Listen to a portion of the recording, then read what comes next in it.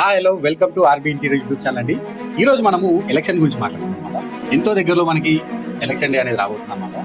So చిన్నప్పటి నుంచి నాకు ఒక చిన్న ఆలోచన ఉంటుంది. ఏ రోజు ఎలక్షన్ వస్తే ఆ రోజు మాత్రం హాలిడే తీసుకోవాలి, హాలిడే గురించి మాత్రం ఎలక్షన్ గురించి ఎదురు చూస్తుంది.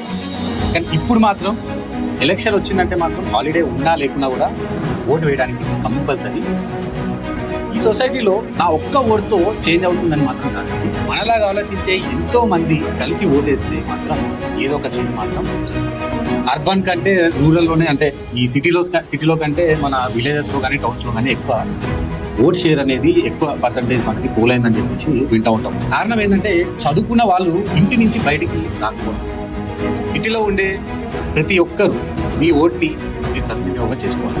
మనం ఓటు వేస్తేనే మనకి ప్రశ్నించే హక్కు. ఇంట్లో నుంచి బయటికి వచ్చి ఓటింగ్లో పాల్గొంటారని ఆశిస్తూ థ్యాంక్ యూ.